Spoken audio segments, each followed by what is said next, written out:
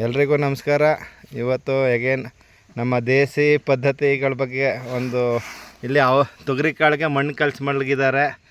ಅವರು ಹಿಂದಿಂದ ಬಂದಿರೋ ಸಂಪ್ರದಾಯವಂತೆ ಯಾಕೆ ಏನು ಅಂತ ಕೇಳೋಣ. ನಮಸ್ತೆ ಮಂಗಳಮ್ಮನವ್ರ. ನಾವು ಇವತ್ತು ತೊಗರಿ ಬೆಳೆದ್ಬಿಟ್ಟು ಎಲ್ಲ ತೂರಿ ಅಚ್ಚುಕಟ್ಟು ಮಾಡಿಕೊಂಡು ಕೆಮ್ಮಣ್ಣು ತಂದ್ಬಿಟ್ಟು ತೋರಿಸಿ ಹಂಗೆ ಹಿಡ್ದೆ. ಕೆಮ್ಮಣ್ಣು ತಗೊಂಡು ಒಂದು ಮತ್ತು ಬೆಳಗ್ಗೆ ಒಂದು ನೀರು ಕಲಸೋದು ಕೆಮ್ಮಣ್ಣು ಹಾಕೊಂಡು ಬೆಳಗ್ಗೆ ಒಂದ್ಸತಿ ಆಮೇಲೆ ಮಧ್ಯಾಹ್ನಕ್ಕೊಂದು ಸಾಯಂಕಾಲ ಒಂದು ಕಲಸ್ಬಿಟ್ರೆ ಸಿಪ್ಪೆ ಎತ್ತಿಕ್ಕಿಲ್ಲ ಮಿಲ್ ಮಾಡಿಸ್ಕೊಂಡು ಬೇಳೆ ಆಯ್ತವೆ. ಒಬ್ಬಿಟ್ಟಿಗೆ ಸಾಂಬಾರಿಗೆ ಎಲ್ಲಕ್ಕೂ ಆಯ್ತವೆ. ಇದು ಈಗ ಈ ಮಣ್ಣು ಕಲ್ಸೋದು ಏನೋ ಹುಳ ಬರ್ದಂಗೆ ಇರಲಿ ಅಂತನೋ ಇಲ್ಲ ಬೇಳೆ ಆಗಬೇಕು ಅಂತನೋ? ಬೇಳೆ ಆಗಬೇಕು ಅಂತ. ಈಗ ಕಳಿಸ್ಲಿಲ್ಲ ಅಂದ್ರೆ ಏನಾಯ್ತವೆ? ಮಣ್ಣು ಕಲಿಸಿಲ್ಲ ಅಂದ್ರೆ ನಾವು ಅವ್ರು ಏನಾದ ಹಾಕೋರ ಕಣೆ ಚೆನ್ನಾಗಿ ಮಾಡ್ತಾರೆ. ನಾವು ಮಾಡೋದು ಹಳ್ಳಿ ಪಪ್ತಿ ಇದು ಮಾತ್ರ ಅಲ್ಲ. ಈಗ ಇವರಲ್ಲಿ ಯಾವ ಥರ ಬೆಳೆ ಬರ್ತವೆ ಅಂತ ಮಾಮೂಲಿನೇ ಬರುತ್ತಾ? ಹೆಂಗ್ ಮಾಡ್ಬೇಕು ಇನ್ನೊಂದ್ಸತಿ ನಿಧಾನಕ್ಕೆ ಹೇಳಿ. ಬಡ್ದ್ಬಿಟ್ಟು ಎಲ್ಲ ನಚ್ಕಟ್ ಮಾಡ್ಕೊಂಡು ಅದೇ ತೊಗರಿ ಕಾಳು ಒಣಗಾದ್ಮೇಲೆ ಬಿಡ್ಸ್ಕೊಳ್ಳೋದು. ಬಡ್ಕೊಳ್ಳೋದು. ಅದಾದ್ಮೇಲೆ ಬಡ್ಕೊಬಿಟ್ಟು ಕೆಮ್ಮಣ್ಣು ತಗೊಬರೋದು. ಕೆಮ್ಮಣ್ಣು ಅಂದ್ರೆ ಒಳ್ಳೆ ಕೆಂಪ್ಕಿರ್ಬೇಕಾ? ಕೆಂಪ್ಕಿರ್ಬೇಕು, ಅಂಡಿದಿರ್ಬೇಕು, ಮ್ಯಾಲ್ ತರಬೇಡ್ದು ಸಪ್ಪೆ ಮಣ್ಣ ಅದು ತಕೊಂಡು ಅದ ಕಲಸ್ಬಿಟ್ಟು ನೀರು ಹಾಕೊಂಡು ಅದೇ ಬೆಳಗ್ಗೆ ಒಂದು ನೀರು ಮಧ್ಯಾಹ್ನಕ್ಕೆ 3 ನೀರು ಕಲಸ್ಬೇಕು. ಈಗ ನಾವು ಬೆಳಗ್ಗೆ ನೀರಾಗ ಕಲಸ್ಬಿಟ್ಟು ಅಲ್ಲೇ ಒಣಾಕ್ಬೇಕೋ ಇಲ್ಲ ಹಂಗೆ ಮಡಗಬೇಕು? ತಟ್ಟಿ ಗೋಣಿಚೀಲ ಅದಕ್ಕೆ ಮಡಗಬೇಕು. ಆಮೇಲೆ ಮಧ್ಯಾಹ್ನಕ್ಕೆ ಒಂದ್ಸತಿ ಅದೇ ಕಲಸಿ ತಿರ್ಗಾ ಹಂಗೆ ಕೌಚ್ಬೇಕು. ತಿರ್ಗಾ ಸಾಯಂಕಾಲ ಮನೆ ಕಳುವಾಗ ಕಲಸ್ಬಿಟ್ಟು ತಿರ್ಗಾ ಹಂಗೆ ಕೌಚ್ಬಿಟ್ಟು ಬೆಳಗ್ಗೆ ಎದ್ದು ಒಣಾಕ್ಬಿಡೋದು. ಅಂದ್ರೆ ಇಲ್ಲಿ ವೀಕ್ಷಕರೇ ನೋಡ್ತಾ ಇರ್ಬೋದು, ದೇಸಿ ಪದ್ಧತಿ ಅಂದ್ರೆ ಇವರು ಒಂದು ಹೊಲದಲ್ಲಿ ಕೆಮ್ಮಣ್ಣು ತಗೊಬರ್ತಾರೆ. ಕೆಮ್ಮಣ್ಣು ತಗೊಬಂದ್ಮೇಲೆ ಇದು ಬೇಳೆ ಆಗೋ ಉದ್ದೇಶಕ್ಕೋಸ್ಕರ ತೊಗರಿ ಕಾಳು ತೊಗರಿ ಬೇಳೆ ಆಗೋ ಉದ್ದೇಶಕ್ಕೋಸ್ಕರ ಪ್ರೊಸೆಸ್ಸು. ಇದಕ್ಕೆ ಯಾವುದೇ ಕೆಮಿಕಲ್ಲು ಏನೂ ಇಲ್ಲ, ನ್ಯಾಚುರಲಾಗಿ ಮಾಡೋ ಒಂದು ಪದ್ಧತಿ. ಕೆಮ್ಮಣ್ಣು ತಂದದನ್ನ ಒಂದು ಸ್ವಲ್ಪ ನೀರು ಹಾಕೊಂಡು ಆ ತೊಗರಿ ಬೇಳೆಲಿ ಉಣಿಸಿ ಒಂದ್ಸತಿ ಮಾಡಬೇಕು. ತಿರ್ಗಾ ಮಧ್ಯಾಹ್ನ ಒಂದ್ಸತಿ ಮಾಡ್ಬೇಕಂತೆ, ಹಾಗೆ ಸಂಜೆ ಒಂದ್ಸತಿ ಮಾಡ್ಬೇಕಂತೆ.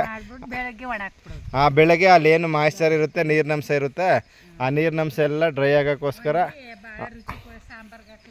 ಈಗ ನೀವು ಇದೆಲ್ಲ ಹುಳ ಬರಲ್ವಾ ಏನು ಈ ಥರ ಮಣ್ಣು ಕಲ್ಸಿರೋದು? ಬೂದಿ ಹಾಕಿ ಮಡಗ್ತೀರಿ? ಇದನ್ನ ಈಗ ನಾವು ಹೆಂಗೆ ಹೊಡ್ಕೋಬೇಕಾದ್ರೆ ಮಣ್ಣು ಬಿಟ್ಟು ಹೋಗುತ್ತೆ, ಹೆಂಗಾಗುತ್ತೆ? ತೊಳಿಬೇಕೇನಾರ ಏನು ತಿರ್ಗಾ ತೊಳೆ ಆಗತ್ತೆ ಇಲ್ಲ? ಅಂದರೆ ನ್ಯಾಚುರಲ್. ವೀಕ್ಷಕರೇ ಭಾಳ ಸಿಂಪಲ್ ವಿಧಾನ. ನಾವು ತೊಗರಿ ಬೇಳೆ ಬಿಡ್ಸೋಕ್ಕೆ ಮಿಲ್ಲು ಈ ಥರ ಎಲ್ಲ ಮಾಡಬೋದು. ಈ ಥರ ಮಣ್ಣು ಕಲಸಿ ಮಾಡೋದ್ರಿಂದ ನಿಮ್ಗೆ ಯಾವಾಗ ಬೇಕೋ ಆವಾಗ ತಗೊಂಡು ಆ ಮಣ್ಣು ಅಂದರೆ ಒಂದ್ರಾಡ್ತಾರೆ. ಒಂದು ಜಾಲರಲ್ಲಿ ಇಲ್ಲೇ ನೋಡಿರ್ಬೋದು, ಈ ಥರ ಒಂದು ಒಂದ್ರಾಡ್ಬಿಟ್ಟು ಅದ್ರ ಮೇಲ್ಗಡೆ ಸಿಪ್ಪೆ ಬಿಡುತ್ತೆ, ಅದನ್ನು ಬೇಳೆ ಮಾಡ್ಕೊಳ್ತಾರೆ. ನೀವು ಬೇಳೆ ಏನು ಮಿಲ್ಲಲ್ಲಿ ಮಾಡ್ಕೊಳ್ತೀರ, ನೀವೇ ಮಾಡ್ಕೊಳ್ತೀರೋ?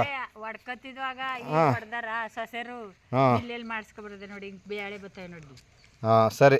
ಅಂದರೆ ನೀವು ಮಿಲ್ಲೆಲ್ಲಾರು ಮಾಡ್ಬೋದು, ಇಲ್ಲ ರಾಗಿ ಕಲ್ಲಲ್ಲೂ ನೀವೇ ಮಾಡ್ಕೋಬೋದು. ಇದು ಒಂದು ದೇಸಿ ಪದ್ಧತಿ. ಇವರೇ ಹಿಂದಿನ ವರ್ಷ ಯಾವ ರೀತಿ ಈ ಥರ ಅವರೆಕಾಳು ತೊಗರಿಕಾಳು ಎಲ್ಲಾನು ಯಾವ ಥರ ಪ್ರಿಸರ್ವ್ ಮಾಡಬೇಕು ಅಂತ ಹೇಳಿದರು. ರಾಗಿ ಬೆರೆಸ್ಬಿಡೋದು ಅವರೆಕಾಳಿಗೆ, ರಾಗಿ ಹಾಕೋದು, ಮೇಲೋಸಿ ಹಾಕೋದು, ಮಧ್ಯದಲ್ಲಿ ಕಲ್ಸ್ಬಿಟ್ಟು ಮಾಡಿಬಿಟ್ರೆ ಒಂದು ಅವರೆಕಾಳು ಉಳಿಕಿಲ್ಲ.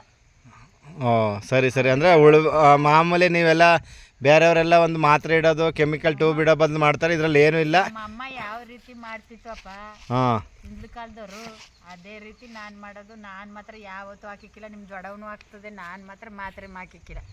ಅಂದರೆ ನ್ಯಾಚುರಲ್ ಆಗಿ ಇವು ಯಾವುದೇ ಒಂದು ಹುಳಗಳು ಬರ್ದಂಗೆ ಬೂದಿ ಈ ಥರ ಮಣ್ಣು ಕಲಸಿರೋ ಅದ್ರ ಮೇಲೆ ಬೂದಿ ಹಾಕೋದ್ರಿಂದ ಯಾವುದೋ ಹುಳಗಳು ಬರಲ್ಲ ಅಂತ ಹೇಳ್ತಾ ಇದ್ದಾರೆ. ಆಗಲಿ ಯಾರು ವೀಕ್ಷಕರು ನೋಡಿ ತಮ್ಗೆ ಅನುಕೂಲ ಆಗೋ ರೀತಿ ಇವ್ರದ್ದು ಹಿಂದಿನ ವೀಡಿಯೋಗಳು ಕೂಡ ಇದೆ. ಮೊನ್ನೆ ಅಂಟ್ವಾಳ ಕಾಳಿ ಬಗ್ಗೆನೂ ಕೂಡ ಹೇಳಿದ್ರು. ಆಸಕ್ತರು ಇವ್ರ ವಿಡಿಯೋನ ಹಿಂದಿನ ವೀಡಿಯೋ ಯಾವ ಥರ ಪ್ರಿಸರ್ವ್ ಮಾಡಿದ್ರು ಅನ್ನೋದು 2 ವಿಡಿಯೋ ಇದೆ, ನೋಡ್ಬೋದು.